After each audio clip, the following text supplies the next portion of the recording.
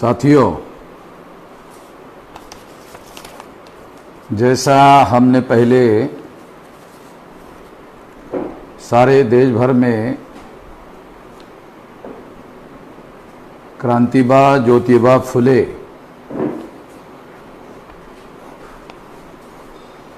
इनका जन्मदिन मनाने का निर्णय किया था और ये जन्मदिन लॉकडाउन के सिचुएशन में कैसे मनाया जाए, इस बात को ध्यान में रखा गया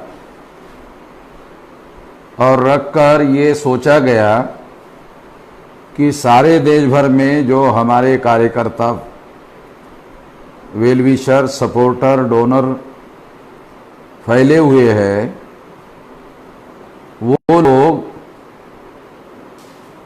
अगर उनका परिवार 4 लोगों का, 5 लोगों का, 6 लोगों का है, अगर वो एक ही बिल्डिंग में रहते हैं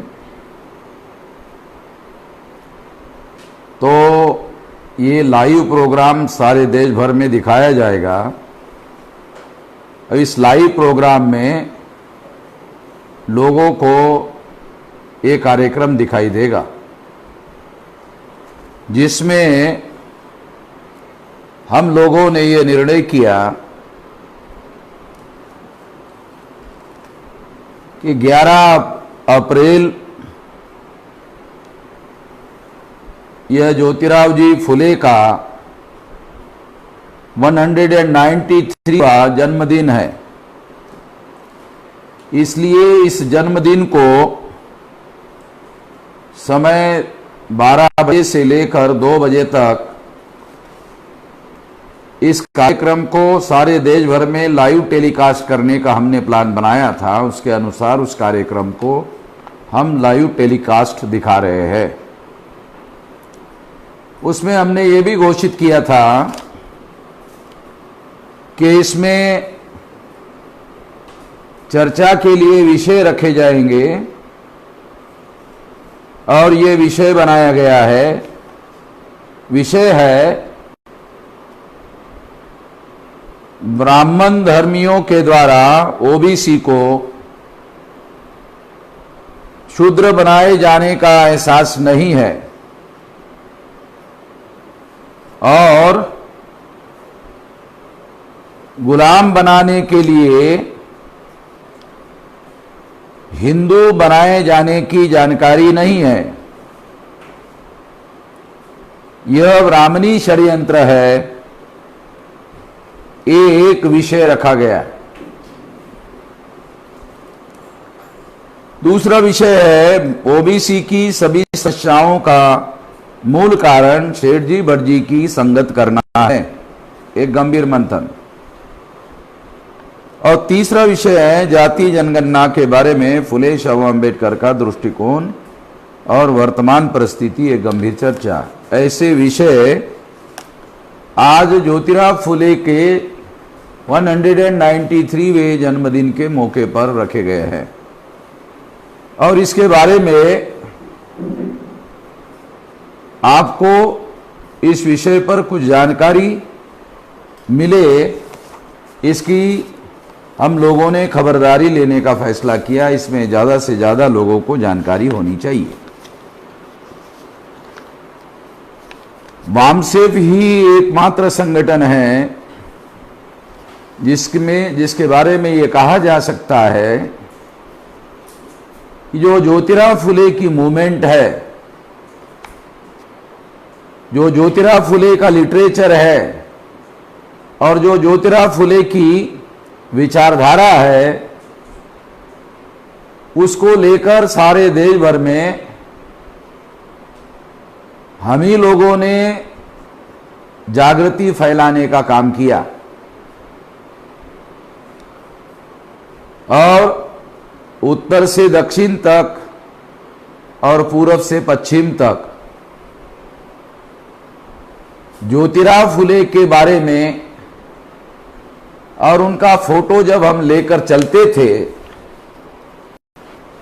दिखाते थे, तो बहुत सारे लोग ऐसा कहते थे कि ये टाई वाला बाबा जो है बाबा साहब आम्बेडकर, इसके बारे में तो हम जानते हैं, मगर जो पगड़ी वाला बाबा है उसके बारे में हम जानते नहीं हैं।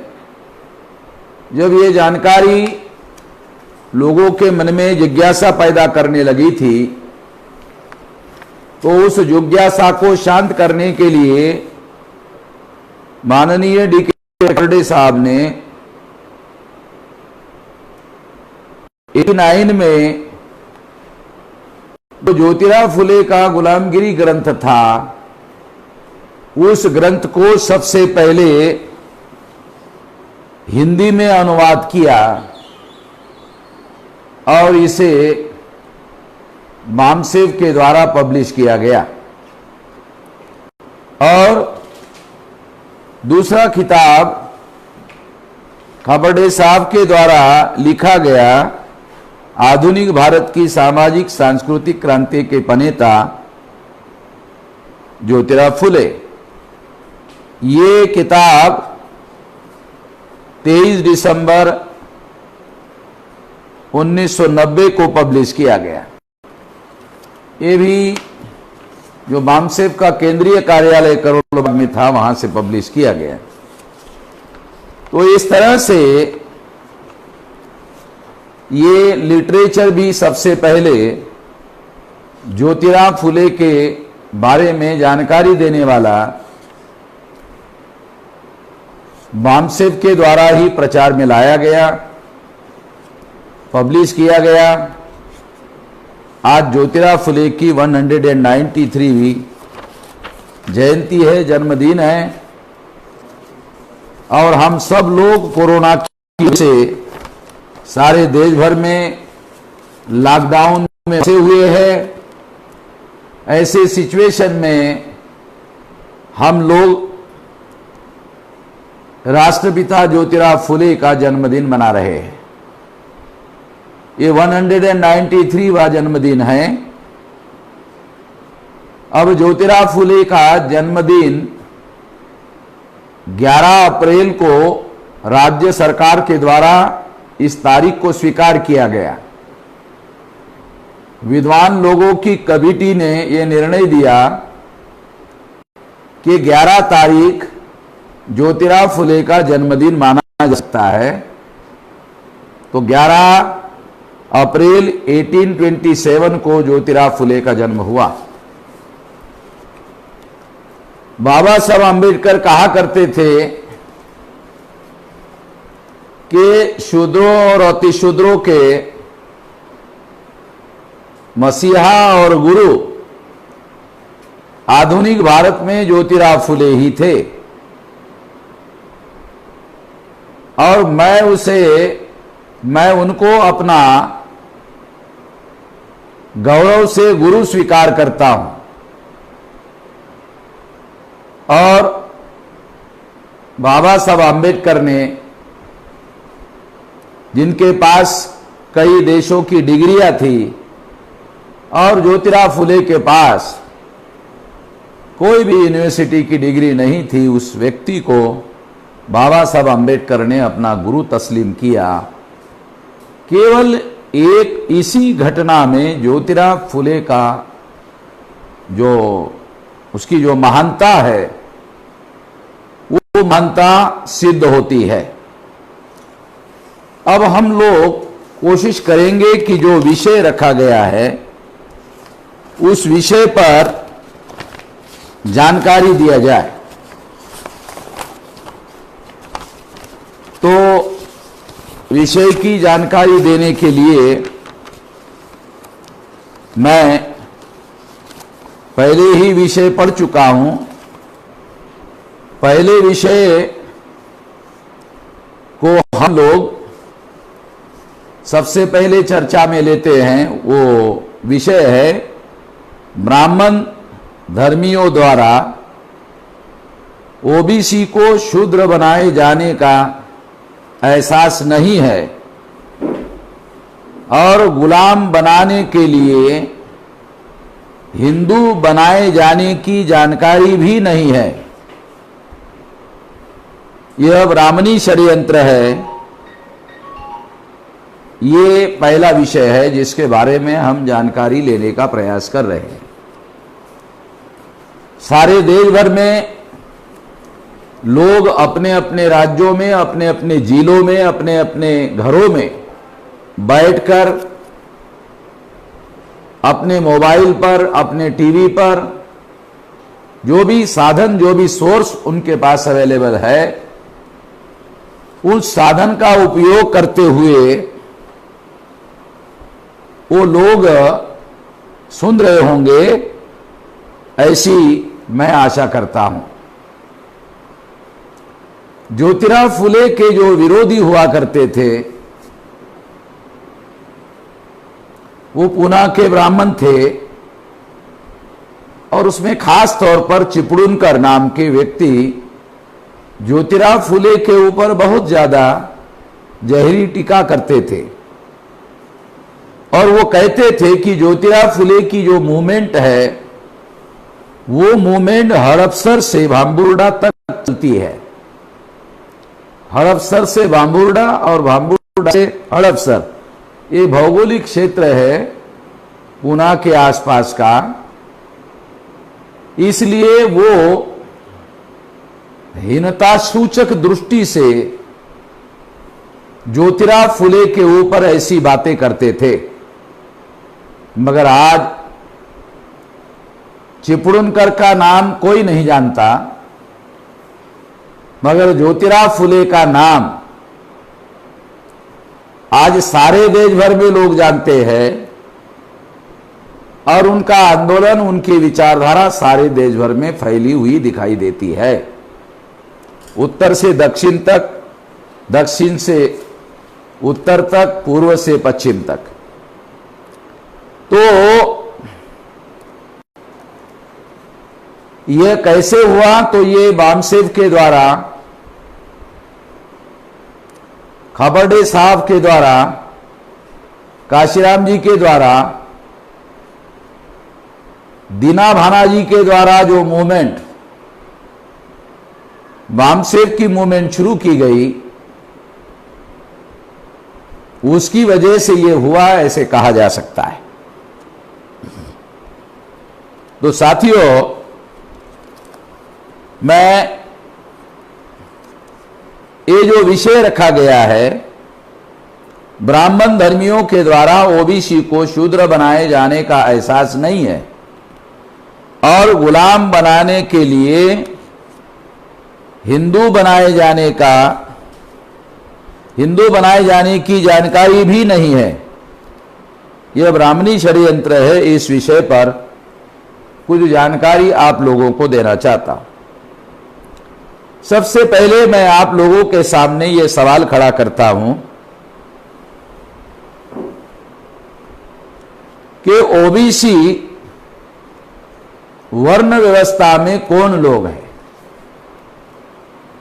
इस विषय को जानने और समझने के लिए ये जानना और समझना बहुत जरूरी है कि ओबीसी वर्ण व्यवस्था में कौन है। जो शेड्यूल कास्ट के पढ़े लिखे लोग हैं, उनको पढ़े लिखे कहने के बजाय लिखे पढ़े कहा जा सकता है। वो ब्राह्मणों के द्वारा लिखे हुए ग्रंथों को पढ़ते हैं, इसलिए वो उनको लिखे पढ़े लोग कहा जा सकता है। वो लिखे पढ़े लोग कहते हैं, शेड्यूल कास्ट के लोग कहते हैं अपने को शूद्र मानते हैं। मगर ये बात सही नहीं है। अछूत वर्ण व्यवस्था में शूद्र लोग नहीं है। अछूत तो वर्ण व्यवस्था के बाहर के लोग हैं।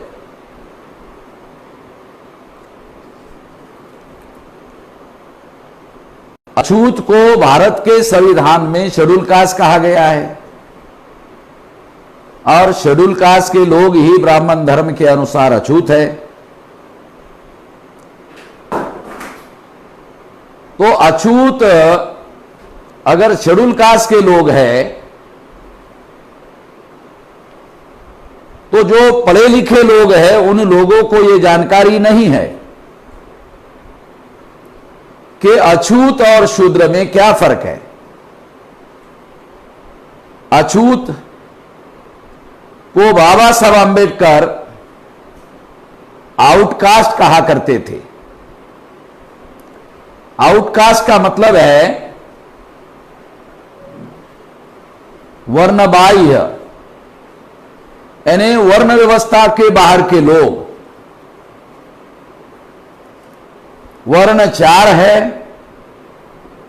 और अगर बाबा साहब आंबेडकर अछूतों को वर्ण के बाहर कहते थे, शेड्यूल कास्ट और शेड्यूल ट्राइब और नॉमेडिक ट्राइब के जो लोग हैं वो वर्ण व्यवस्था के बाहर के लोग हैं।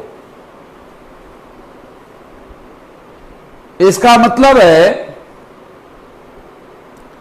उन्हीं लोगों को ब्राह्मणों के धर्मशास्त्रों में पंचमा कहा गया है।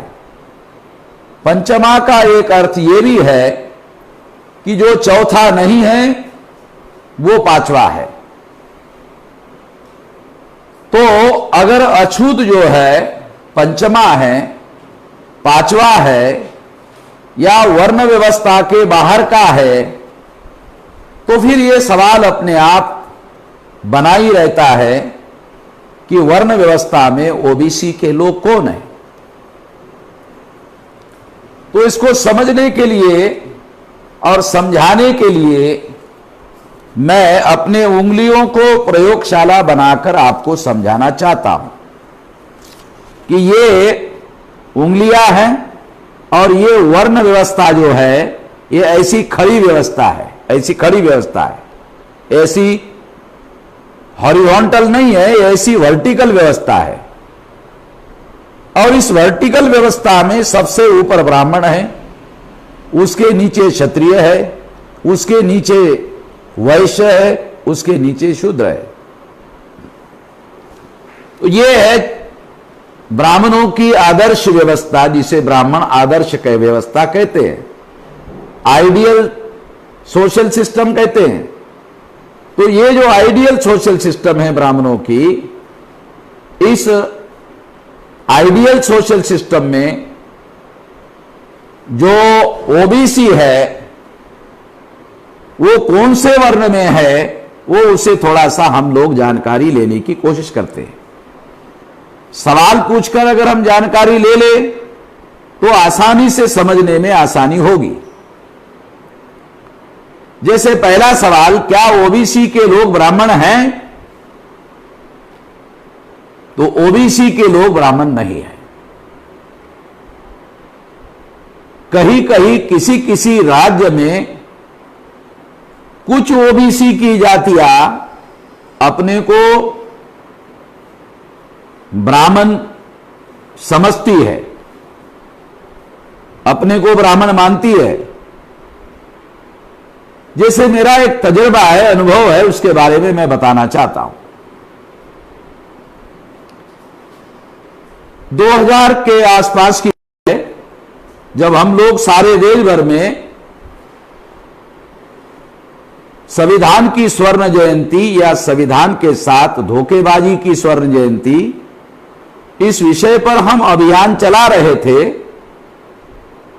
जब ये अभियान हम चला रहे तो चलाने चलाते चलाते मैं हरियाणा में दिल्ली को लगा हुआ जो एक एरिया है बहादुरगढ़, वहां पर गया। वहां पर हमारे स्थानिक कार्यकर्ताओं ने बहादुरगढ़ की एक धर्मशाला थी, वहां पर उन्होंने कार्यक्रम का स्थल बुक किया था। जब मैं वहां जाने के लिए गया तो दरवाजे पर बोर्ड लगा हुआ था, दरवाजे पर बोर्ड था जहांगीर ब्राह्मण धर्मशाला। मैं चौंक गया। तो मैंने अपने कार्यकर्ताओं को बाहर बुलाया, आवाज लगाकर। मैं अंदर नहीं गया, मैं बाहर बुलाया और दरवाजे के साइड में ले जाकर उसको धीरे से पूछा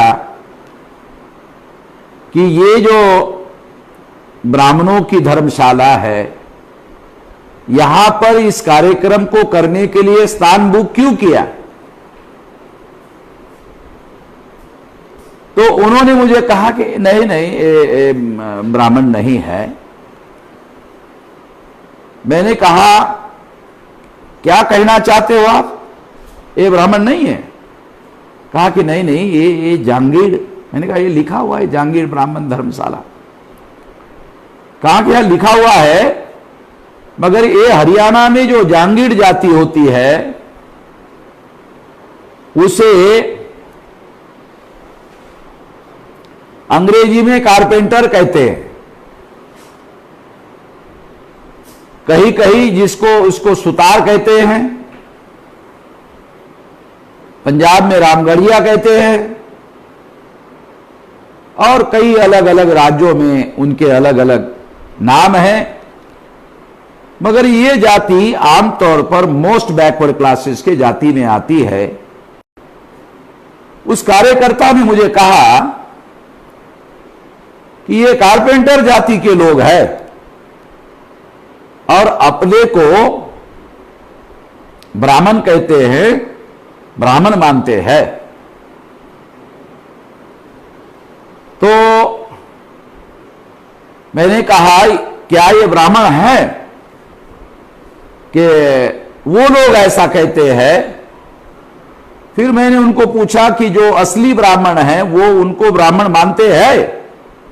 कहा कि उनके कमेटी के अध्यक्ष यहां बैठे हुए हैं, उनको आप पूछ लेना। तो मैंने उनको कहा कार्यक्रम समाप्त होने के बाद मैं उनको पूछूंगा। बाद में मैंने उनको पूछा कि क्या आप लोग ब्राह्मण हो? तो कहा है ब्राह्मण है। तो क्या हरियाणा के जो असली ब्राह्मण है वो आपको ब्राह्मण मानते हैं? तो उन्होंने कहा नहीं मानते। तो असली ब्राह्मण है वो नहीं मानते हैं, ऐसा उन्होंने कहा। तो मैंने कहा वर्ण निर्धारित करने का धर्मशास्त्र के अनुसार ब्राह्मण को अधिकार है। इसके आधार पर वो वर्ण निर्धारित करते हैं। तो वो लोग आपको ब्राह्मण नहीं मानते, आप खुद अपने आप को ब्राह्मण मानते हैं। अगर असली ब्राह्मण आपको ब्राह्मण नहीं मानते हैं तो आप क्यों अपने को मान रहे हो? कहा कि हमारे पुरखे ऐसे ही मानते हुए आ रहे हैं, इसलिए हम भी मान रहे हैं। तो उनके पास मेरे सवालों का कोई जवाब नहीं था। वो ब्राह्मण भी नहीं थे। मैंने उनको पूछा क्या ब्राह्मण लोग जो असली है वो आपके घरों में शादी ब्याह करते हैं? आपकी लड़की उनके घर में ब्याही जाती है, उनकी लड़की आपके घरों में ब्याही जाती है? तो उन्होंने कहा बिल्कुल नहीं। शादी ब्याह तो दूर की बात है, जो असली ब्राह्मण है वो हमारे घर का खाना भी नहीं खाते हैं और हमें वास्तविक ब्राह्मण भी नहीं मानते हैं। मगर लोगों ने अपने को ब्राह्मण, बैकवर्ड क्लासेस के, वो भी बैकवर्ड भी मोस्ट बैकवर्ड है, ऐसे कुछ जाति के लोग अपने को ब्राह्मण कहते हैं। इसने उन बैकवर्ड क्लासेस के जातियों का बहुत भारी नुकसान हुआ। यानी खुद अपने को ब्राह्मण कहते हैं, बैकवर्ड नहीं मानते। इसकी वजह से क्या नुकसान हुआ कि जो वास्तविक बैकवर्ड है उनके साथ अपना रिश्ता नहीं रखते। बैकवर्ड को बैकवर्ड के नाम पर जो रिजर्वेशन मिलता है वो भी नहीं लेते। अगर लेंगे तो हम बैकवर्ड हो जाएंगे और नहीं लेंगे तो वैसे के वैसे रहेंगे, कोई तरक्की नहीं होगी। ऐसे कश्मकश में ये लोग फंसे हुए हैं और उस फंसे हुए जाल से निकलना इनके लिए काफी मुश्किल हो गया है। एक बार बिहार में मेरा ट्रेनिंग था। ट्रेनिंग शुरू करने के पहले हमने परिचय लिया तो एक टीचर था, उसने परिचय में कहा कि मैं शर्मा हूं। तो मैंने उसको कहा कि ये जो टाइटल है ये ब्राह्मणों का है, शर्मा, तो ब्राह्मणों के लिए यहां ट्रेनिंग में बैठने की इजाजत नहीं है। तो उन्होंने मुझे कहा कि नहीं नहीं, मैं आपका ही शर्मा हूं। तो मैंने उसको कहा क्या मतलब? कहा कि मैं बैकवर्ड क्लास का हूं। कहा कि आपकी कौन सी जाति है? कहा कि मेरी जाति नाई है और हम बिहार में कहीं कहीं नाई जाति के लोग अपने को ठाकुर लिखते हैं और कहीं कहीं टाइटल में शर्मा लिखते हैं। तो ऐसा नॉर्थ इंडिया में कई जगह होता हुआ दिखाई देता है। मैं इसलिए ये बात आप लोगों को समझा रहा हूं क्योंकि ये समझने की बहुत ज्यादा जरूरत है, बहुत ज्यादा आवश्यकता है।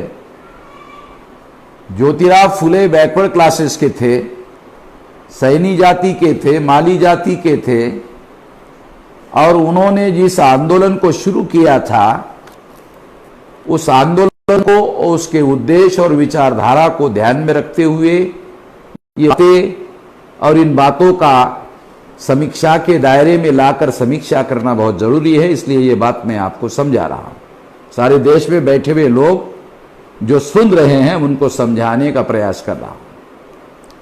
तो इस तरह की व्यवस्था ने जो बैकवर्ड क्लासेस के लोग हैं उनका बहुत भारी नुकसान हुआ,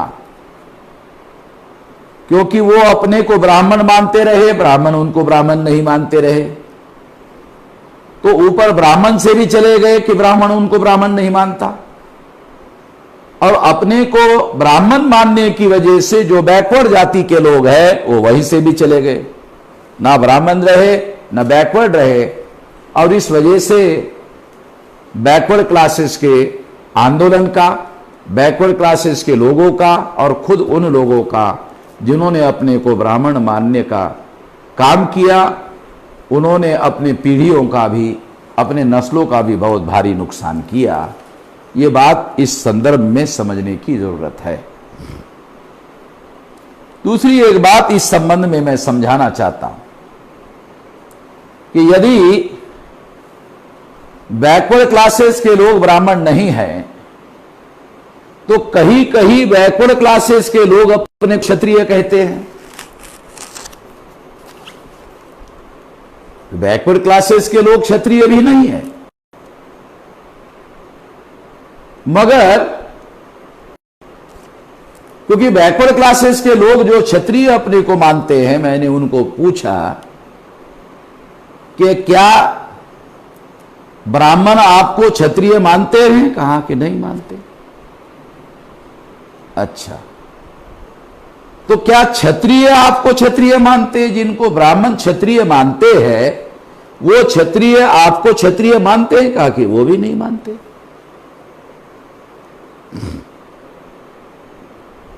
तो इस तरह से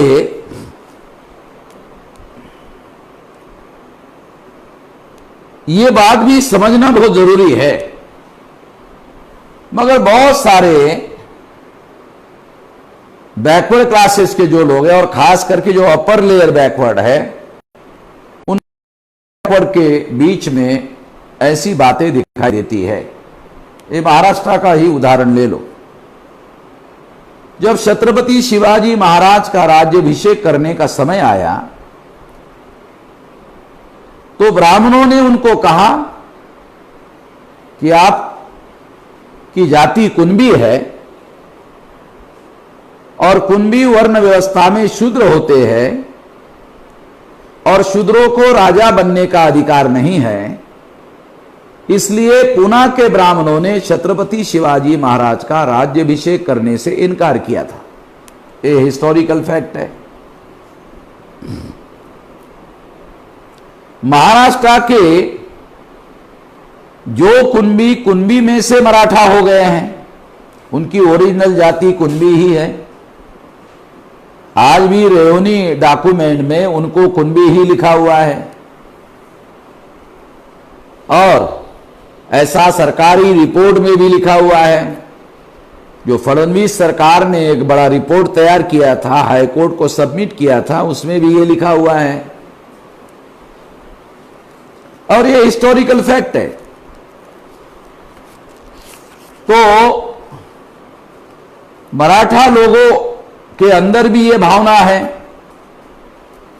कि वो क्षत्रिय है। हमारे मित्र प्रवीण गायकवाड़ ने एक किताब लिखा, उस किताब का टाइटल है मराठे ब्राह्मण धर्मानुसार शूद्रच।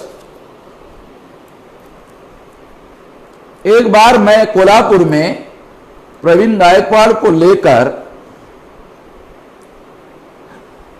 कार्यक्रम करने के लिए गया था, तो छत्रपति शाहू महाराज जो वहां के कोल्हापुर के शाहू महाराज के घराने के हैं, वो उस कार्यक्रम में उपस्थित थे। उनको उद्घाटक बनाया गया था। जब प्रवीण गायकवाड़ ने बोलना शुरू किया तो उन्होंने मराठे ब्राह्मण धर्म के अनुसार शूद्र है, ऐसा वो कह रहे थे। तो छत्रपति शाहू महाराज को, जो कार्यक्रम में उपस्थित थे, उनको बहुत बुरा लग रहा था। वो मेरे साथ में ही बैठे थे, मैं देख रहा था। मैं कार्यक्रम की अध्यक्षता कर रहा था, तो मैंने अध्यक्षता करते हुए बात कही कि प्रवीण गायकवाड़ ये कह रहे हैं कि ब्राह्मण धर्म के अनुसार मराठे शूद्र ही है। अगर ये बात सही है तो फिर मराठा जो जाति के लोग हैं वो तलवार बहादुर क्यों है? मनुस्मृति के अनुसार यदि मराठा शूद्र है, शूद्रों पर तलवार हाथ में धरने की पाबंदी है, और अगर ये पाबंदी है तो मराठा के पास में ये तलवार आई कहां से? इसका क्या इतिहास है? इस इतिहास के संदर्भ में मैं कुछ बातें कही। मैं वो बात यहां दोबारा दोहराना चाहता हूं। महाराष्ट्र के एक बहुत बड़े इतिहासकार हुए हैं, उनका नाम है राजवाड़े। उन्होंने लिखा कि मराठा लोगों के जो कुल नाम हैं और प्राचीन महाभारत में जो नाग लोग हैं उनके नाम हैं, उनमें समानता पाई जाती है। इसके आधार पर मराठा नाग लोग है, और नाग लोगों को ब्राह्मणों ने संस्कृत में महाहरि कहा। महाहरि का मतलब है बहुत बड़े दुश्मन, बहुत बड़े शत्रु। अगर नाग ब्राह्मणों के बहुत बड़े शत्रु थे तो ये बात राजवाड़े ने क्यों कही? कि राजवाड़े ने ब्राह्मणों को जगाने के लिए कही। ये ब्राह्मणों को मालूम होना चाहिए कि जो मराठा लोग हैं ये कोई और नहीं है, ये प्राचीन काल के नाग लोग हैं जो हमारे बहुत ज्यादा कट्टर शत्रु है। तो ये जो चंद्रगुप्त मौर्य था और ये जो मौर्य साम्राज्य था, जो अफगानिस्तान तक फैला हुआ था और रशिया के बॉर्डर तक उसकी सीमाएं लगी हुई थी, तो ये जो साम्राज्य था मौर्यों का, ये साम्राज्य नाग लोगों का ही था, और नाग लोगों के द्वारा ही ये साम्राज्य प्रस्थापित किया गया था। जब इस साम्राज्य का आखिरी राजा सम्राट बृहदत्त मौर्य की हत्या पुष्यमित्र शुंग ने की। ये ब्राह्मण था पुष्यमित्र शुंग, और ब्राह्मण होने की वजह से पुष्यमित्र शुंग ने सम्राट बृहदत्त मौर्य की हत्या की, और यह साम्राज्य सम्राट बृहदत्त मौर्य के बाद बिखर गया। बिखरने के बाद ये साम्राज्य के जो लोग थे, नाग लोग थे, ये नाग लोग भी सारे देश भर में बिखर गए। और इसलिए जो साम्राज्य के लोग बिखर गए, वो बिखरे हुए जो लोग हैं, वही लोग महाराष्ट्र आए। महाराष्ट्र की स्थापना नाग लोगों ने की। बहुत सारे नाग मंदिर महाराष्ट्र में दिखाई देते, इसकी ये वजह है। दूसरी बड़ी वजह, महाराष्ट्र में नाग पंचमी का त्योहार मनाया जाता है। अब नाग पंचमी का त्योहार केवल मात्र बहुजन समाज के लोग मनाते हैं, ब्राह्मण इसको नहीं आते हैं। और नाग मंदिर जो है ये बहुजन समाज के ही अहाते में दिखाई देते हैं। उनके जमीन में, उनके गांव थाना में दिखाई देते हैं। ये अपने आप में बहुत बड़ा सबूत है। इस आधार पर यह कहा जा सकता है कि मराठा लोग जो है ये बिखरे हुए नाग है, और नाग होने की वजह से उनके यहां हथियार है।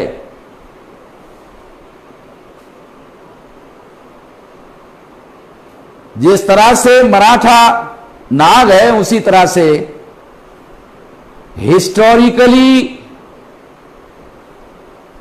नाग शब्द महार जाति के नाम में भी लगता था। सिद्धनाग, रायनाग, ऐसे बहुत सारे शब्द, नाग जो है नाग शब्द का ही अपभ्रंश है। और इसके आधार पर यह कहा जा सकता है कि जिस तरह से मराठा, उनके पास हथियार थे और वो बहादुर माने जाते हैं, तलवार बहादुर माने जाते हैं, उसी तरह से महार भी तलवार बहादुर माने जाते हैं। और इस वजह से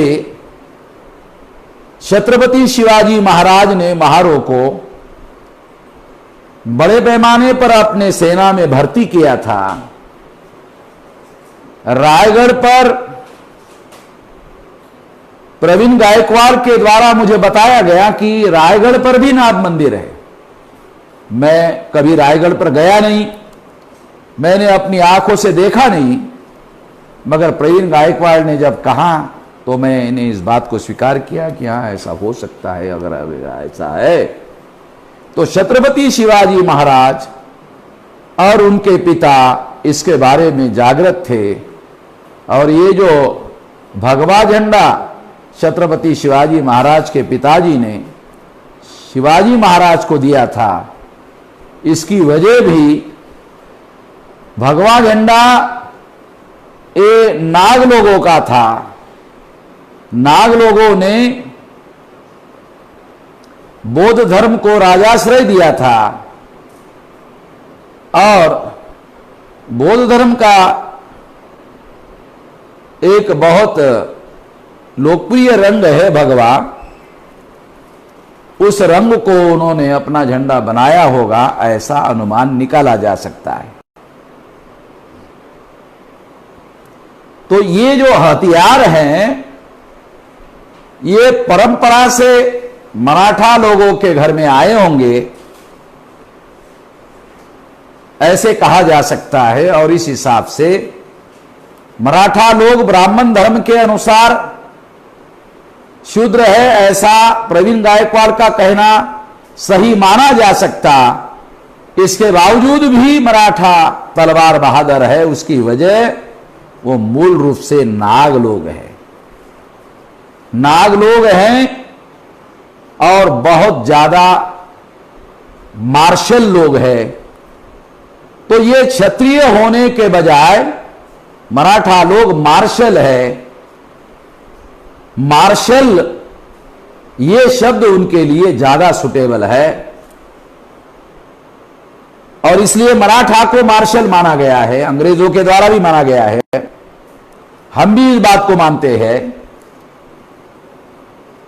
मार्शल मानने से एक सुविधा होती है कि उनको ब्राह्मण धर्म को मानने की जरूरत नहीं है, ब्राह्मण धर्म के अधीन क्षत्रिय बनने की जरूरत नहीं है। अगर वो क्षत्रिय बनते हैं तो फिर क्षत्रिय के सर के ऊपर ब्राह्मण को बिठाने की आवश्यकता होती है और ब्राह्मण फिर उनके सर पर बैठ जाते हैं। इसको हमको समझने की जरूरत है, जानने की जरूरत है और इसे जानने समझने के लिए ही ये बात मैं आपको समझा रहा हूं। मैं आपको समझा रहा था कि ओबीसी के जो लोग हैं वो है कौन। तो ओबीसी के लोग ब्राह्मण नहीं है, ओबीसी के लोग क्षत्रिय नहीं है, ओबीसी के लोग वैश्य भी नहीं है। बिहार में 6 जाति के लोग हैं जो मोस्ट बैकवर्ड है और छोटा मोटा बिजनेस कर लेते हैं, चने भुनने का, पूड़ी छानने का। तो ऐसा जो जातियां है उनको वहां बनिया कहा जाता है। हमारे महाराष्ट्र में बनिया शब्द गाली सूचक है। ये बनिया सम्मानजनक शब्द नहीं है, बनिया गाली सूचक है। बनिया का मतलब है कि जो वैश्य है उनको अगर 1 किलो सामान तोलने के लिए कहा जाए तो वो 900 ग्राम तोलते हैं और अपने तगड़े में जो तराजू होता है उसके नीचे 50 ग्राम या 100 ग्राम लोह चुंबक लगा देते हैं और इस तरह से मूर्ख बनाते हैं। तो मूर्ख बनाने वाले बनिया। तो ये महाराष्ट्र के लोगों ने, वैश्य लोगों ने उनके साथ ऐसा करने की वजह से उनको गाली देना शुरू कर दिया और गाली में उनको उन्होंने बनिया कहना शुरू कर दिया। तो ये बनिया शब्द गाली सूचक है। इस हिसाब से अगर देखा जाए तो ओबीसी के लोग वैश्य वर्ण के भी लोग नहीं हैं। अगर वर्ण व्यवस्था 4 वर्ण की है और 4 वर्ण में ब्राह्मण नहीं है, क्षत्रिय नहीं है, वैश्य नहीं है और 4 वर्ण के नीचे शेड्यूल कास्ट है, शेड्यूल कास्ट नहीं है, धर्मशास्त्र के अनुसार अछूत नहीं है, आदिवासी नहीं है, घुमंतु जाति का भी नहीं है, यानी ब्राह्मण भी नहीं है, क्षत्रिय भी नहीं है, वैश्य भी नहीं है, अछूत भी नहीं है, शेड्यूल कास्ट भी नहीं है, शेड्यूल ट्राइब भी नहीं है और नॉमिडिक ट्राइब घुमंतु जाति के भी नहीं है। ये सारा विश्लेषण करने के बाद ये बात सिद्ध होती है कि ओबीसी कोई और नहीं है, ब्राह्मण धर्म के अनुसार वो शूद्र वर्ण के ही लोग हैं। मगर हजारों सालों से ब्राह्मणों ने उनको पढ़ने लिखने के अधिकार से वंचित किया और वंचित करने की वजह से उनको इसके बारे में जानकारी नहीं हुई। अगर वो पढ़े लिखे होते तो जानकारी होती, जानकारी होती तो एहसास होता। एहसास तो बहुत दूर की बात है, जानकारी भी नहीं है पढ़ने लिखने के अधिकार से वंचित होने की वजह से। मगर जब अंग्रेज भारत में आए, अंग्रेजों ने पढ़ने लिखने के लिए रास्ते खोलने का काम किया।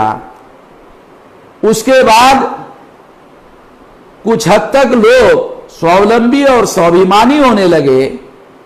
जब स्वावलंबी और स्वाभिमानी होने लगे तब उनको शूद्र कहने से बहुत बुरा लगने लगा। मैं आपको किस्सा बताता हूं। ज्योतिराव फुले एक ब्राह्मण मित्र के शादी में गए तो दूसरे ब्राह्मणों ने वो शूद्र है और हमारी बराबरी कर रहा है, इसकी वजह से उसको उठाकर शादी के मंडप से बाहर फेंक दिया। तो ज्योतिराव के मानी और स्वाभिमानी मन और मस्तिष्क पर उसका बहुत बुरा असर पड़ा। पानी देना। बहुत बुरा असर पड़ा और उसकी वजह से ज्योतिराव फुले ने इसके विरोध में प्रतिक्रिया की और प्रतिक्रिया करके एक बहुत बड़ा आंदोलन शुरू कर दिया।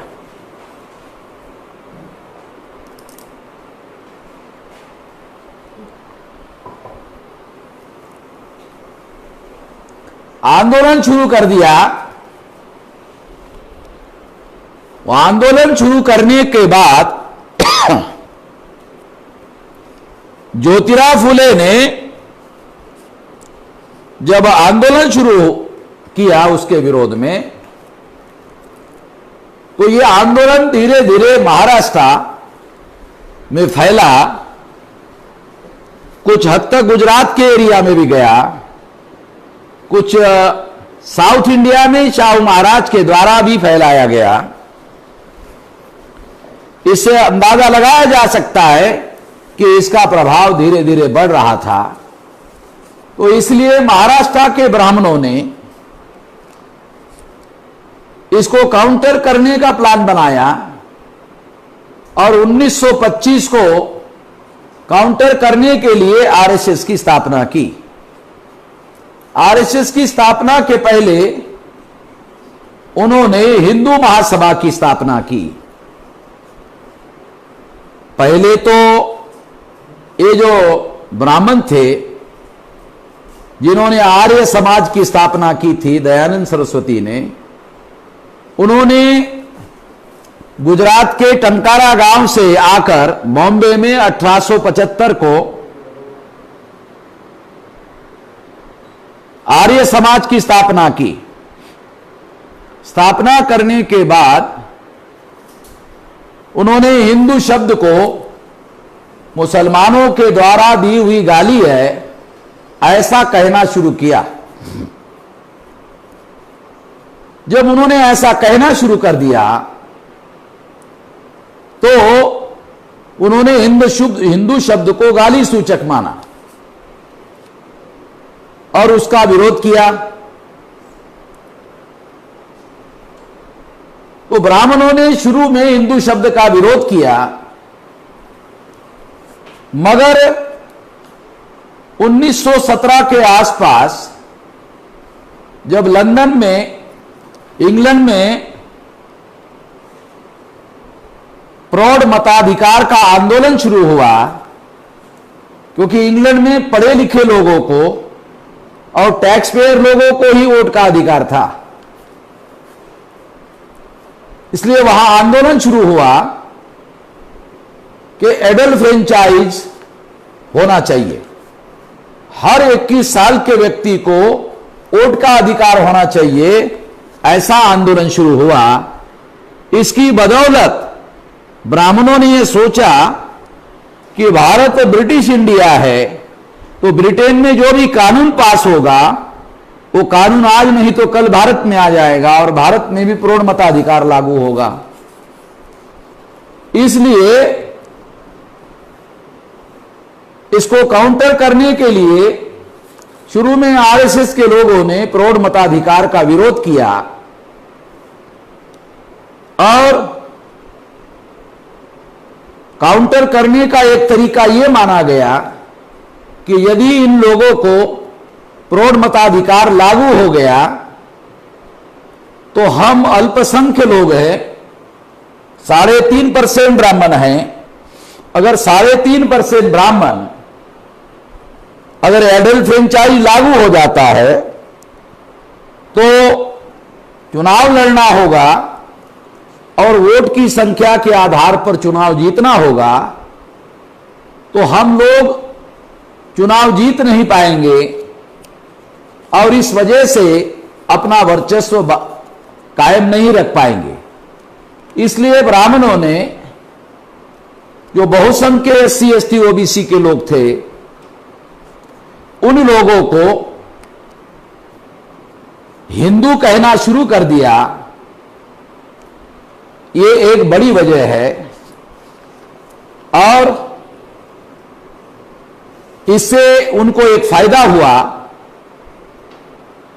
कि जिन OBC के लोगों को हम शूद्र कहते हैं तो वो प्रतिक्रिया में विरोध करते हैं, अगर हम उनको हिंदू कहते हैं तो उनका प्रतिकार बंद हो जाता है, वो इसे स्वीकार करते हैं।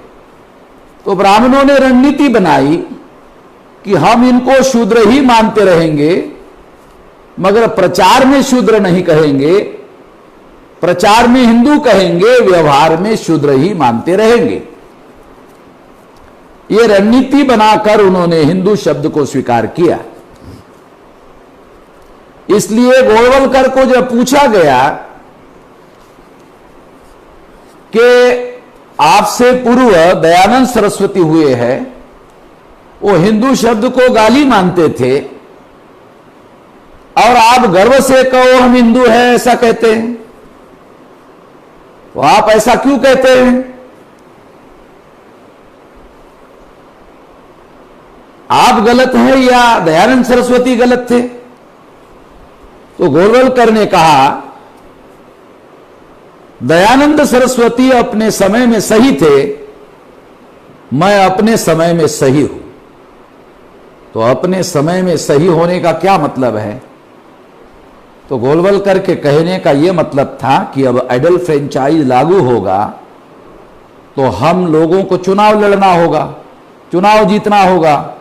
अल्पसंख्यक ब्राह्मण ग्राम पंचायत का भी चुनाव नहीं जूझ सकते हैं, तो SC ST OBC को हिंदू बनाकर हम लोग उनका वोट लेकर चुनाव हम लड़ सकते हैं, चुनाव हम जीत सकते हैं। हम अपने को हिंदू नहीं कहेंगे, हिंदू नहीं मानेंगे, केवल हिंदू शब्द का उपयोग प्रोपेगेंडा करने के लिए और SC ST OBC के लोगों को हिंदू बनाकर अपने राजनीति के लिए इस्तेमाल करने के लिए उस शब्द का उपयोग और प्रयोग करेंगे, ये उन्होंने सोचा और ऐसी रणनीति बनाई। तो ये बात हम लोगों को समझना होगा कि ब्राह्मणों ने दावपेच में परिवर्तन किया, अपने उद्देश्य और विचारधारा में किसी प्रकार का परिवर्तन नहीं किया। ये बात हमें इस बात को समझने के लिए ध्यान रखना होगा, समझना होगा। महाराष्ट्र में मैंने पहले भी आपको उदाहरण देकर कहा, प्रवीण गायकवाड़ हमारे मित्र है, संभाजी ब्रिगेड के नेता है। उन्होंने मुझे एक किस्सा सुनाया कि एक ग्रेजुएट इंजीनियर था, उसको शादी करनी थी, तो उसने कहा कुंडली देखना पड़ेगा।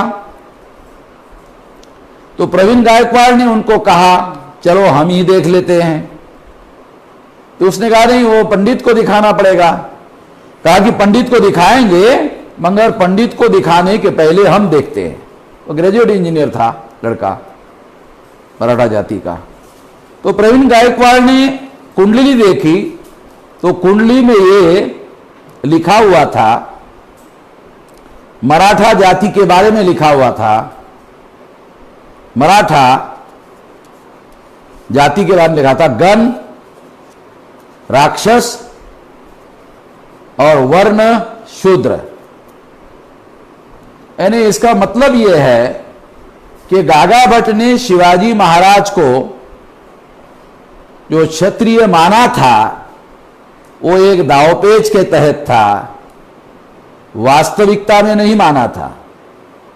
जब महाराष्ट्र में वेदोक्त प्रकरण का निर्माण हुआ उस समय छत्रपति शाहू महाराज को पूना के ब्राह्मणों ने यही कहा था कि हम लोगों ने केवल शिवाजी महाराज को ये सहूलत दी थी, ये रिजर्वेशन दिया था, ये फैसिलिटी दी थी राजा बनने के लिए, और ये फैसिलिटी हमने आपको नहीं दी, ये केवल शिवाजी महाराज को दी थी। यानी वो ये कहना चाहते थे कि आप शूद्र ही है, इसलिए आपके लिए जो हमने मंत्रोच्चारण किया है वो वेद मंत्रों का उच्चारण नहीं किया है, पुराणोक्त मंत्रों का उच्चारण किया है। वेद मंत्र पवित्र होते हैं और वो ब्राह्मणों के लिए ही उपयोग में लाए जाते हैं, शूद्रों के लिए नहीं। आप शूद्र है इसलिए आपको पुराणोक्त मंत्रों का ही उच्चारण कर रहे हैं। तो ऐसी बहुत सारी जानकारियां हैं जिसको जानने और समझने की बहुत ज्यादा जरूरत है, बहुत ज्यादा आवश्यकता है। और ये इसीलिए मैं आप लोगों को समझाने का प्रयास कर रहा हूं, और सभी लोगों को समझने की आवश्यकता है, इसलिए ये जानकारी लाइव टेलीकास्ट करके सारे देश भर के लोगों को बताई जा रही है। साथियों, तो ब्राह्मण धर्म के अनुसार ओबीसी के लोग ब्राह्मण नहीं है, क्षत्रिय नहीं है, वैश्य नहीं है, इसका मतलब है वो चौथे वर्ण के है। ये बात हम नहीं कह रहे हैं, ब्राह्मण धर्म के अनुसार है, और हमें किसी का वर्ण निर्धारित करने का अधिकार नहीं है। वर्ण निर्धारित करने का अधिकार ब्राह्मण को है, और ब्राह्मण ने इतिहास में कई बार जब इसका प्रयोग किया उसके आधार पर यह बात मैं कह रहा हूं कि वर्ण निर्धारण करने का अधिकार ब्राह्मण के पास है। उन्होंने शिवाजी महाराज का वर्ण निर्धारित करते वक्त ऐसा किया था। तो यह समझने की, यह जानने की बहुत ज्यादा जरूरत है। तो जब उन्होंने हिंदू कहना शुरू कर दिया, उन्होंने हिंदू कहना शुरू कर दिया, ये बात भी हम लोगों को समझना बहुत ज्यादा जरूरी है। ब्राह्मण लोग आजकल हिंदू राष्ट्र निर्माण करने की बात करते हैं।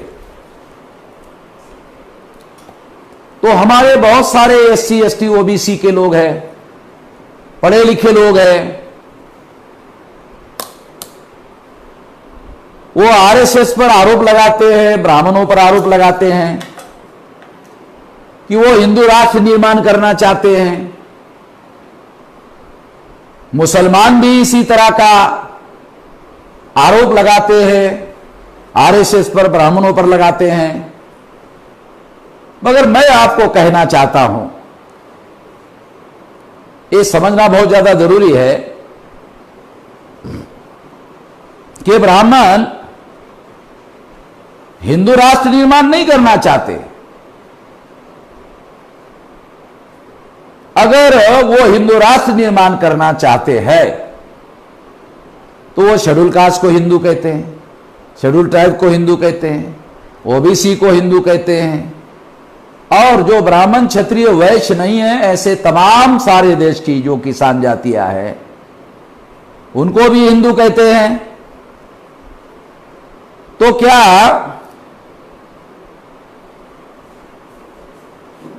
वो उन लोगों का राष्ट्र निर्माण करना चाहते हैं?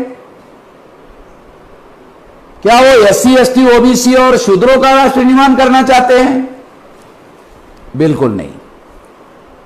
वो एससी, एसटी, ओबीसी का राष्ट्र निर्माण नहीं करना चाहते, वो शूद्रों का राष्ट्र निर्माण नहीं करना चाहते, वो कुंभी मराठा का राष्ट्र निर्माण नहीं करना चाहते, और जिनको भी उन्होंने सारे देश भर में जो किसान जातियां है उनको शूद्र माना है, उनका राष्ट्र निर्माण करना नहीं चाहते।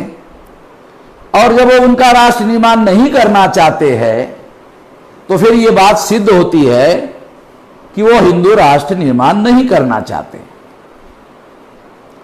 अगर वो हिंदू राष्ट्र निर्माण नहीं करना चाहते हैं तो आरएसएस और ब्राह्मण इस बात का और मीडिया वाले इस बात का प्रोपेगेंडा क्यों करते हैं कि आरएसएस वाले और ब्राह्मण लोग हिंदू राष्ट्र निर्माण करना चाहते हैं? ऐसा प्रोपेगेंडा क्यों करना चाहते हैं? वो इसलिए करना चाहते हैं कि वो एससी एसटी ओबीसी के लोगों को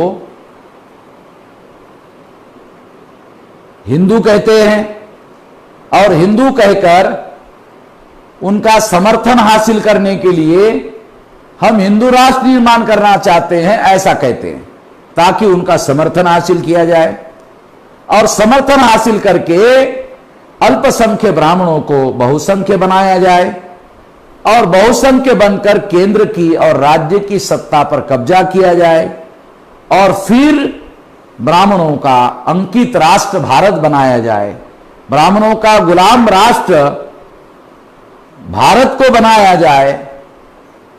इसके लिए वो करना चाहते हैं, मगर ये करने के लिए वो खुलकर ऐसा करना नहीं चाहते, बल्कि छुपकर करना चाहते हैं और छुपकर करने के लिए ही उन्होंने हिंदू राष्ट्र शब्द का प्रयोग करना शुरू किया, ताकि ब्राह्मणों का अंकित राष्ट्र निर्माण किया जा सके और उन्हीं लोगों के समर्थन से किया जा सके और उनको पता भी ना चल सके।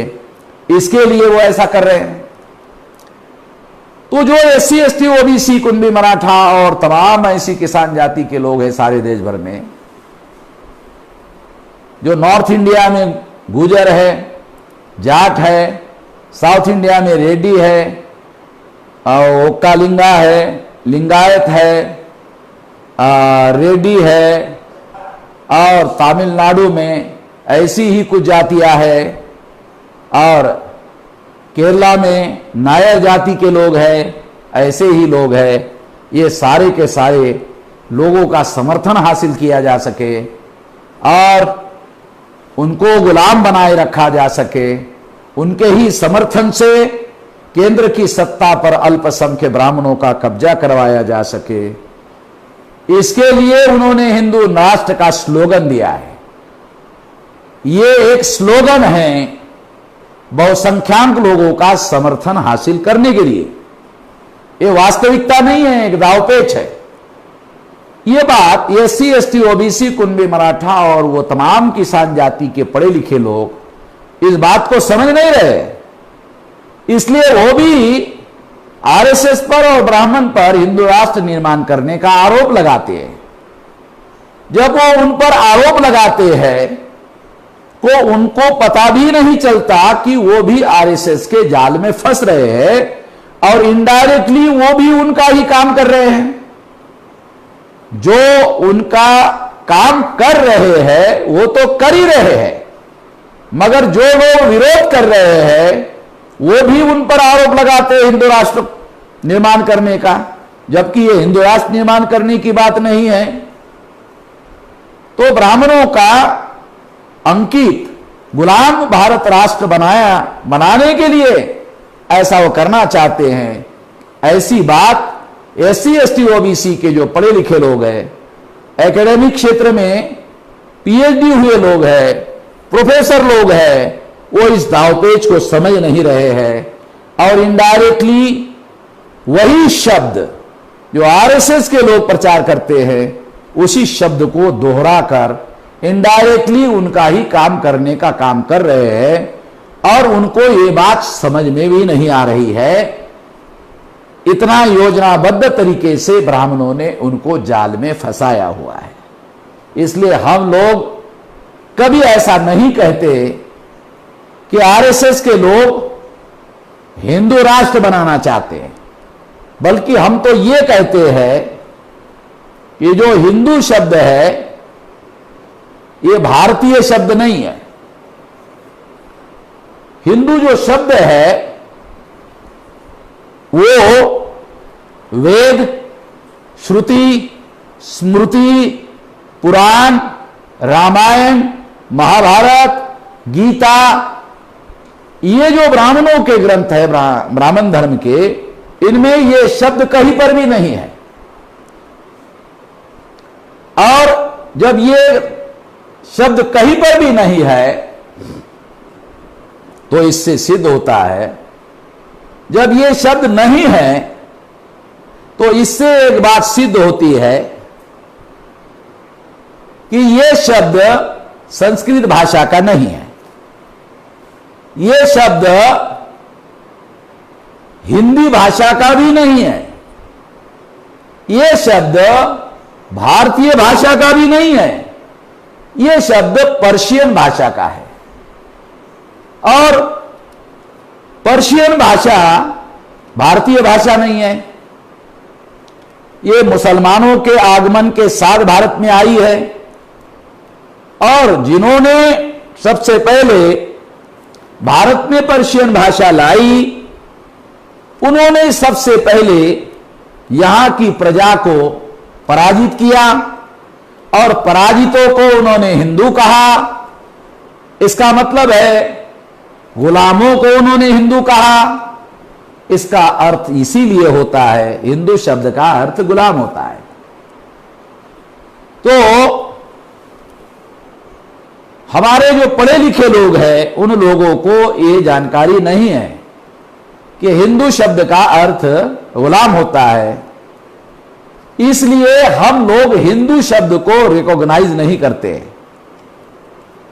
बात को समझाने के लिए ये शब्दों का उपयोग और प्रयोग तो किया जा सकता है, उदाहरण देने के लिए इस शब्दों का प्रयोग तो किया जा सकता है, मगर इसको रिकॉग्नाइज नहीं किया जा सकता जिस तरीके से आरएसएस के लोग और ब्राह्मण लोग हिंदू शब्द को रिकॉग्नाइज करते हैं। मैंने पूना के कार्यक्रम में आरएसएस के ब्राह्मणों को चुनौती देकर कहा था कि आप सिद्ध करो एससी एसटी ओबीसी के लोग हिंदू है और आपके कौन से धर्म ग्रंथ में इनको हिंदू कहा गया है। भागवत इस बात को अभी तक सिद्ध नहीं कर पाए कि एससी एसटी ओबीसी के लोग हिंदू है। उन्होंने केवल इतना कहा कि हम सब लोग सांस्कृतिक दृष्टि से हिंदू है। मैं कहना चाहता हूं कि ब्राह्मण डीएनए के अनुसार विदेशी है, तो विदेशियों की संस्कृति और हमारी संस्कृति एक नहीं हो सकती। इसलिए हम ब्राह्मणों का कोई भी सिद्धांत मानने के लिए राजी नहीं है। हम कहते हैं हमें खड्डे में जाने की आजादी होनी चाहिए। मान लो हम आजाद है और आजाद होने के बाद खड्डे में जाते हैं, खड्डे में गिरते हैं, तो चूंकि खड्डे में गिरा हुआ आदमी भी आजाद है तो खड्डे से कैसे निकला जाए।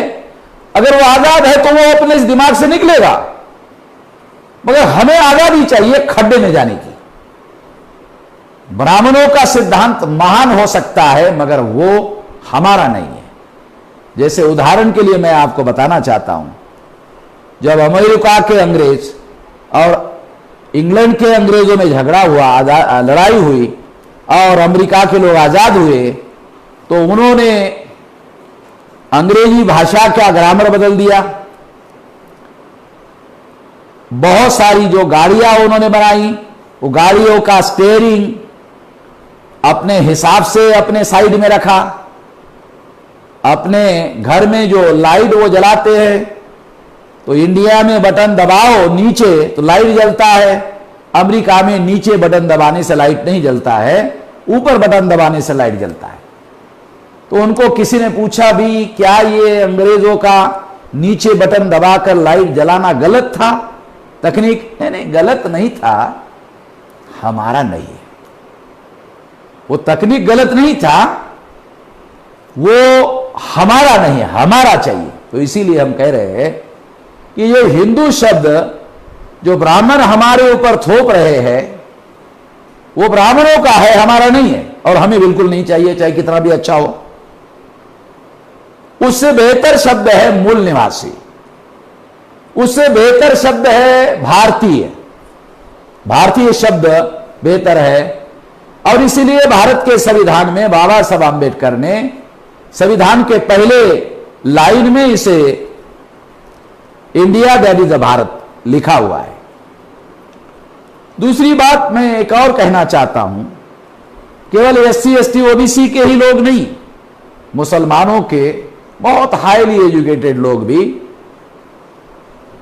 आरएसएस पर हिंदू राष्ट्र निर्माण करने का ही आरोप लगाते हैं। मैं उनको भी यही कहना चाहता हूं, भी इनडायरेक्टली आरएसएस का ही काम कर रहे हैं। मैं मुसलमानों के कार्यक्रमों में जाता रहा, आज भी जाता हूं, तो वो हिंदुस्तान हिंदुस्तान हिंदुस्तान बार बार बोलते रहते हैं और इतनी बार बोलते हैं कि आरएसएस वाले इतनी बार नहीं बोलते जितनी बार मुसलमान बोलते हैं। वो ऐसा क्यों बोलते हैं, उसकी एक बड़ी वजह यह है कि मुसलमानों ने कभी इस देश को गुलाम बनाया था और इस प्रजा को यहां के गुलाम बनाया था, इसलिए उनको हिंदुस्तान कहना अच्छा लगता है। मगर आज के तारीख में हिंदुस्तान कहने का अर्थ बदल गया है। ये मुसलमानों का गुलाम राष्ट्र नहीं हिंदुस्तान, अब ये हिंदुस्तान बनाने से, हिंदुस्तान कहने से ये ब्राह्मणों का गुलाम राष्ट्र होगा। और ब्राह्मण ये भी प्रचार करते हैं कि हम कहां आप लोगों को हिंदू धर्मी कह रहे हैं, हम तो केवल आपको हिंदू कह रहे हैं। ये जो जाल है ब्राह्मणों का, ये जाल बहुत सारे लोगों को समझ में नहीं आता है। कुछ दिन पहले मुसलमानों को एक बड़े संगठन के नेता को, राष्ट्रीय अध्यक्ष को इसी जाल में फंसाकर आरएसएस के भागवत ने मनवाया था और भागवत उसके बड़े राष्ट्रीय स्तर के संगठन के अध्यक्ष को गधा बनाने में कामयाब हुए थे। तो शब्दों का छल करने में ब्राह्मण लोग बहुत माहिर है और उसके पीछे दांव पे छुपे होते हैं। मान लो वो ये कहते हैं कि हम कहां आपको हिंदू धर्मी कह रहे हैं, हम तो केवल हिंदू कह रहे हैं। और हिंदू जो है एक क्षेत्रीय शब्द है, धार्मिक नहीं है। मगर उनको कुरेद कर पूछो कि फिर ये हिंदुओं के धर्म ग्रंथ कौन से हैं, तो बोलेंगे वेद है, श्रुति है, स्मृति है, पुराण है, रामायण है, महाभारत है, गीता है।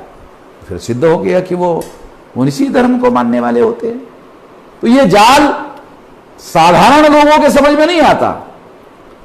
जिनको फुले शाहू अंबेडकर का लिटरेचर पढ़ने का अनुभव नहीं है, वो लाख लोहिया को पढ़ ले, गांधी को पढ़ ले, इससे कुछ होने वाला नहीं है। क्योंकि कीचड़ से कीचड़ नहीं धोया जा सकता।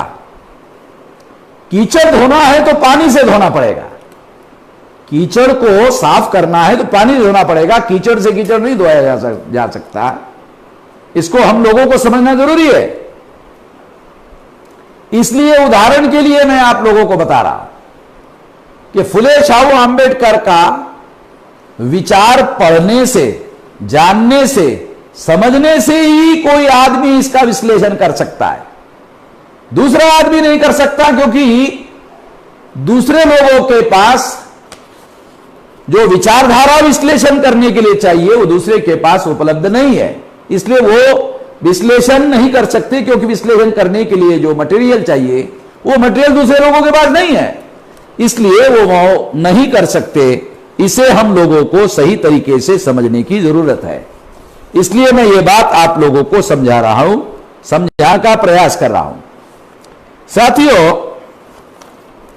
और एक बात मैं आप लोगों को समझाना चाहता हूं कि जब मुस्लिम लोग ऐसा कहते हैं कि वो हिंदू राष्ट्र निर्माण करना चाहते हैं, तो वो भी इनडायरेक्टली आरएसएस और ब्राह्मणों का ही काम कर रहे हैं, ऐसा होता है। अभी कुछ दिन पहले मैं रजत शर्मा के द्वारा अटल बिहारी वाजपेयी का आज की बात में आपकी अदालत में बात सुन रहा था।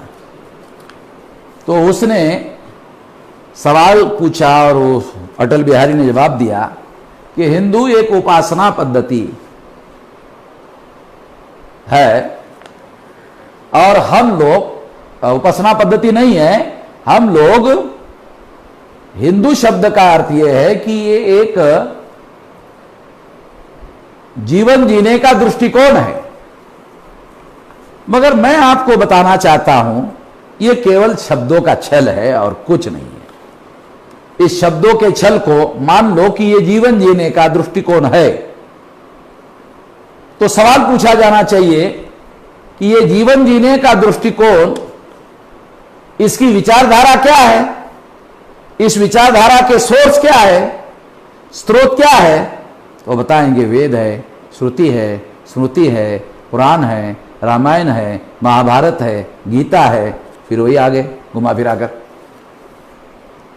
इसका मतलब यह है कि यह जो जीवन विषयक दृष्टिकोण है, इसमें ब्राह्मणिज्म को वो छुपाना चाहते हैं, क्योंकि ब्राह्मणिज्म के नाम पर लोग स्वीकार नहीं करना चाहते।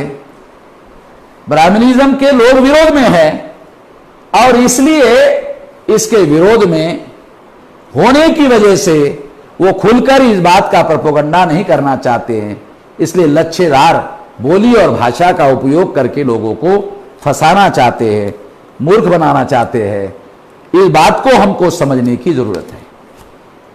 जब हम ये बात समझते हैं तो हमारे लोगों को जब वो हिंदू बनाते हैं तो इसका मतलब है ब्राह्मण धर्म का गुलाम बनाते हैं। जब वो ब्राह्मण धर्म का गुलाम बनाते हैं तो इससे ये बात सिद्ध हो जाता है कि वो ब्राह्मण धर्म का गुलाम बनाने के साथ साथ वो ब्राह्मणों का भी गुलाम बनाते हैं। इस बात को हमको समझने की जरूरत है।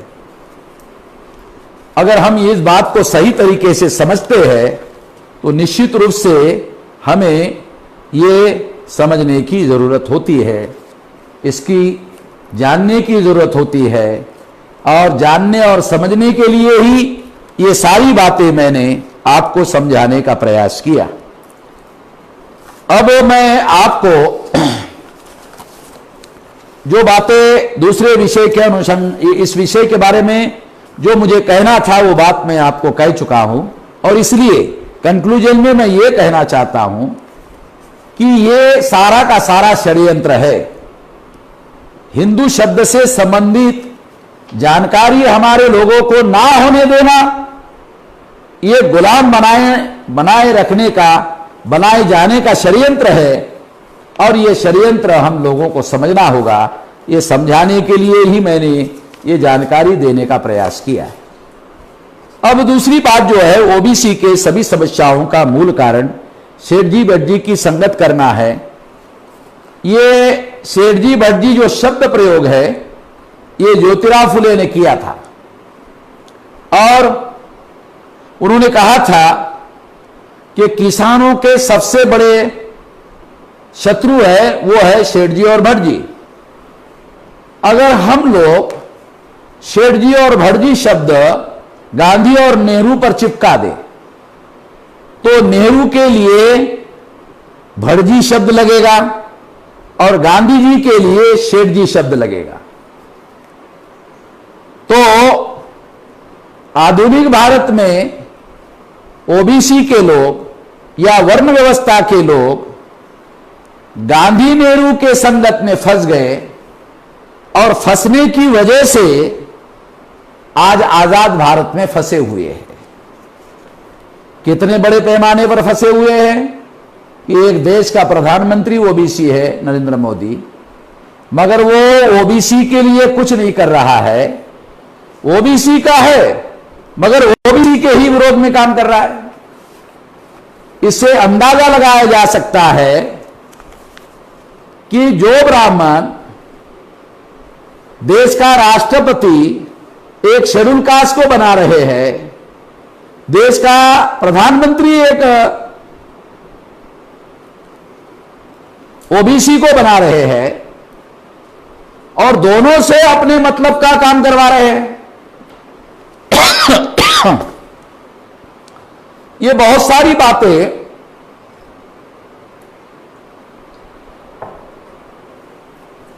इसलिए समझना जरूरी है, जानना जरूरी है कि इसी की वजह से अब इसका उदाहरण ले लो कि महाराष्ट्र में शेठजी भटजी के प्रभाव में, गांधी नेहरू के प्रभाव में महाराष्ट्र के मराठा लोगों ने ज्योतिराव फुले का आंदोलन छोड़ दिया और कांग्रेस में गए। और कांग्रेस में जाने से क्या हुआ? कांग्रेस में जाने का परिणाम यह हुआ कि मनोहर जोशी और फडणवीस महाराष्ट्र के बहुजन समाज के लोगों के सर पर बैठ गए। ये जो सर पर बैठ गए,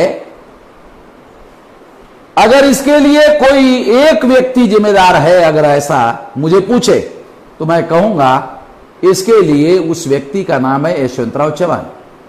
यशवंतराव चव्हाण की वजह से महाराष्ट्र का मराठा जाति का वर्ग इस जाल में फंस गया और इस जाल में फंसने की वजह से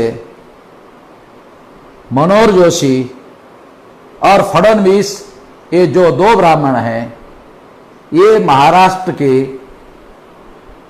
लोगों के सर पर बैठ गए। मराठी में कहा जाए तो बोकांडी बसले, ऐसा कहा जा सकता है। तो उनको ये शब्द कहने से मराठी लोगों को समझ में आ जाएगा। तो ये यशवंतराव चव्हाण की गलती की वजह से हुआ। मगर एक खुशी की बात यह है कि पवार साहब ने जो यशवंतराव चव्हाण ने गलती की, शेठजी भटजी की संगत करने का काम, गांधी नेहरू की संगत करने का काम, जो गलती यशवंतराव चव्हाण ने की, उसी की वजह से यशवंतराव चव्हाण मारे गए। यशवंतराव चव्हाण का मृत्यु स्वाभाविक नहीं है, ऐसा खुद शरद पवार ने कहा था। तो पवार साहब ने जो यशवंतराव चव्हाण ने गलती की, इस गलती को सुधारने का काम किया, ऐसा मैं मानता हूं। जो शेतकरी कामकरी आंदोलन था उसको खत्म करने का काम यशवंतराव चव्हाण ने किया। जो सत्यशोधक आंदोलन से प्रभावित था, अब उसी आंदोलन को पवार साहब ने राष्ट्रवादी के नाम पर दोबारा पुनर्जीवित किया, ऐसा कहा जा सकता है। मेरा ऐसा मानना है, कोई इस बात को माने या ना माने, कोई इस बात को गलत कहे या सही कहे, मगर मैं ऐसा मानता हूं। तो ये ऐसी बहुत सारी बातें हैं, ऐसी बहुत सारी बातें जानने समझने की बातें हैं। तो ये संगत का परिणाम हुआ, गंभीर परिणाम हुआ और महाराष्ट्र के सारे लोगों को भुगतना पड़ रहा है। जाति जनगणना का जो मुद्दा है वो एडल्ट फ्रेंचाइज के साथ जोड़कर देखा जाए, अगर ओबीसी की अलग गिनती की जाती है तो इस अलग गिनती से ब्राह्मणों के गुलामी से ओबीसी के आजाद होने की प्रक्रिया शुरू हो सकती है। इतना महत्वपूर्ण मामला है। ये केवल गिनती का मामला नहीं है, ये केवल बजट का मामला नहीं है, ये ब्राह्मणों से डिटैच करने का मामला है।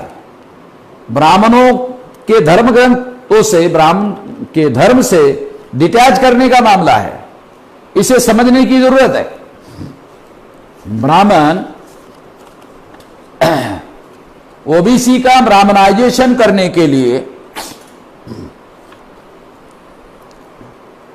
जवाहरलाल नेहरू ने 1948 को अंग्रेजों का कानून बदल दिया और जाति आधारित गिनती बंद कर दिया। 51 में जवाहरलाल नेहरू ने जो ब्राह्मण थे जाति आधारित गिनती को रोका। 61 में फिर जवाहरलाल नेहरू ने जाति आधारित गिनती को रोका। 71 में इंदिरा गांधी ने जाति आधारित गिनती को रोका। 81 में नरसिंह राव ने जाति आधारित गिनती को रोका। 2001 में पंडित अटल बिहारी वाजपेयी ने जाति आधारित गिनती को रोका। 2011 में प्रणब मुखर्जी ने जाति आधारित गिनती को रोका। तो इस तरह से जाति आधारित गिनती को आज तक ब्राह्मणों ने रोका।